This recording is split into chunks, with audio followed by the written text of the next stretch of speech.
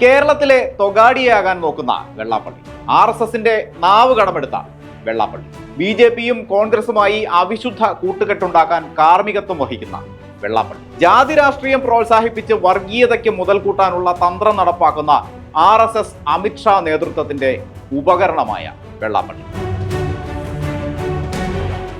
ഒരു ദശകത്തിന് മുൻപ് പിണറായി വിജയൻ എന്ന രാഷ്ട്രീയ നേതാവ് വെള്ളാപ്പള്ളി നടേശൻ എന്ന സമുദായ നേതാവിന്റെ വാക്കുകളെയും പ്രവൃത്തികളെയും രൂക്ഷമായി വിമർശിച്ചുകൊണ്ട് നടത്തിയ രാഷ്ട്രീയ പ്രസ്താവനകളാണ് ഈ പറഞ്ഞത്. കോഴിക്കോട് മാൻഹോളിൽ കുടുങ്ങിയ തൊഴിലാളികളെ രക്ഷിക്കാൻ ശ്രമിക്കുന്നതിനിടെ ജീവൻ നഷ്ടമായ നൌഷാദിനെ കുറിച്ച് വെള്ളാപ്പള്ളി നടത്തിയ പരാമർശത്തിലായിരുന്നു അദ്ദേഹം കേരളത്തിലെ തൊഗാഡിയാകാൻ നോക്കുകയാണെന്നും വർഗീയ വിഷം വമിപ്പിക്കുകയാണെന്നും പിണറായി പറഞ്ഞത്. VS അച്യുതാനന്ദനടക്കമുള്ള നേതാക്കൾക്കെതിരെ സംസാരിച്ച വെള്ളാപ്പള്ളി RSSന്റെ നാവ് കടമെടുക്കുകയാണെന്ന് പിണറായി എന്ന് പറഞ്ഞു. 10 വർഷങ്ങൾക്കിപ്പുറം ചേർത്തലയിൽ SNDP യോഗം ജനറൽ സെക്രട്ടറിയായി 30 വർഷം പൂർത്തിയാക്കിയ വെള്ളാപ്പള്ളിക്ക് സ്വീകരണം നൽകുന്ന വേദിയിൽ മുഖ്യാതിഥി മുഖ്യമന്ത്രി പിണറായി വിജയൻ. അവിടെ അദ്ദേഹം നടത്തിയ പ്രസംഗത്തിൽ സരസ്വതി വിലാസം നാക്കിലുള്ള വ്യക്തിയായി വെള്ളാപ്പള്ളി മാറുന്നുണ്ട്. എല്ലാ ഘട്ടത്തിലും മതനിരപേക്ഷ നിലപാട് സ്വീകരിച്ചയാളായി മാറുന്നുണ്ട്. വെള്ളാപ്പള്ളി നടത്തിയ നിലമ്പൂർ പ്രസംഗം ഒരു രാഷ്ട്രീയ പാർട്ടിക്കെതിരായി നടത്തിയ പരാമർശമായി മാത്രം വ്യാഖ്യാനിക്കപ്പെടുന്നുണ്ട്. അപരമതവിദ്വേഷം ഉയർത്തി സാഹോദര്യ അന്തരീക്ഷം തകർക്കാൻ രാജ്യത്ത് ശ്രമം നടക്കുന്നു. വെള്ളാപ്പള്ളി എല്ലാ കാലത്തും മതനിരപേക്ഷ കാഴ്ചപ്പാട് ഉയർത്തിയ വ്യക്തിയാണ്. അദ്ദേഹം ഒരു മതത്തിനെതിരായി നിൽക്കുന്ന വ്യക്തിയല്ലെന്ന് വെള്ളാപ്പള്ളിയെ അറിയുന്ന ആളുകൾക്കറിയാം. ഒരു രാഷ്ട്രീയ പാർട്ടിയെയാണ് വിമർശിച്ചത്. ആ പാർട്ടിയോട് പ്രത്യേക വിരോധമോ മമതയോ വെച്ചുകൊണ്ട് പറഞ്ഞ കാര്യമല്ല, ഇപ്പോഴുള്ള യാഥാർത്ഥ്യം പറഞ്ഞുവെന്നേ ഉള്ളൂ എന്നായിരുന്നു മുഖ്യമന്ത്രിയുടെ വാക്കുകൾ. SNDP ജനറൽ സെക്രട്ടറി വെള്ളാപ്പള്ളി നടേശന്റെ പ്രസ്താവനകൾക്ക് ഒരു പ്രത്യേകത. അദ്ദേഹം ഒന്നിനെയും പേരെടുത്ത് പരാമർശിക്കില്ല. വിവാദമായാൽ അത് ദുർവ്യാഖ്യാനം ചെയ്തതാണെന്ന് ന്യായീകരിക്കാൻ സൗകര്യമായതുകൊണ്ട് അടുത്തിടെ അദ്ദേഹം നടത്തിയ മലപ്പുറം പ്രസംഗത്തിലും ഒരു മയിലെണ്ണ തേച്ച വഴക്കമുണ്ടായിരുന്നു. പറയാനുള്ളത് പറയുകയും ചെയ്തു, പിന്നീട് വളരെ വിദഗ്ധമായി അതിൽ നിന്ന് ഒഴിയുകയും ചെയ്തു. മലപ്പുറം ഒരു പ്രത്യേക രാജ്യമാണെന്ന പ്രസ്താവനയിൽ മതവിദ്വേഷം കാണാനില്ലെന്ന് പറഞ്ഞ് കേസെടുക്കാൻ പോലീസും തയ്യാറായില്ല. വെള്ളാപ്പള്ളിയെ ന്യായീകരിക്കാൻ ആദ്യം രംഗത്തെത്തിയത് K സുരേന്ദ്രനും KP ശശികലയും ഒക്കെ ആയിരുന്നു. അത് സ്വാഭാവികവുമാണ്.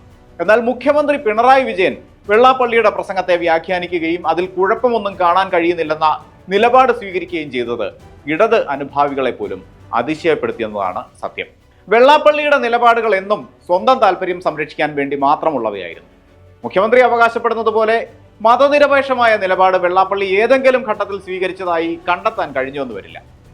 നൌഷാദിന്റെ മരണത്തിൽ അദ്ദേഹം നടത്തിയ പരാമർശത്തിൽ വളരെ പ്രകടമായി അത് കാണാനാകും. പിന്നീട് തിരുത്തിയെങ്കിലും തന്റെ പ്രസ്താവനയെ വളച്ചൊടിക്കുകയായിരുന്നു എന്ന ന്യായീകരണമായിരുന്നു അന്ന് വെള്ളാപ്പള്ളി നടത്തിയത്.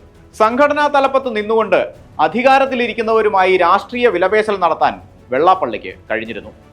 കണിച്ചുകുളങ്ങരയിൽ സ്ഥിരം സന്ദർശകരായ കോൺഗ്രസ് നേതാക്കളുമായി അദ്ദേഹത്തിന് സ്ഥായിയായ ശത്രുതയോ വിമർശനമോ ഇല്ല. BJPയുമായുള്ള വിലപേശൽ മകൻ തുഷാർ വെള്ളാപ്പള്ളി അധ്യക്ഷനായ BDJSലൂടെ സാധ്യമാകുന്നുണ്ട്. BDJS രൂപീകരണത്തിനായുള്ള ചർച്ചകളിലും പാർട്ടി പ്രഖ്യാപന സമ്മേളനത്തിലുമെല്ലാം നിറഞ്ഞു നിന്ന വെള്ളാപ്പള്ളി പിന്നീട് BDJSുമായി തനിക്കൊരു ബന്ധവുമില്ലെന്നാണ് പറഞ്ഞുകൊണ്ടിരിക്കുന്നത്.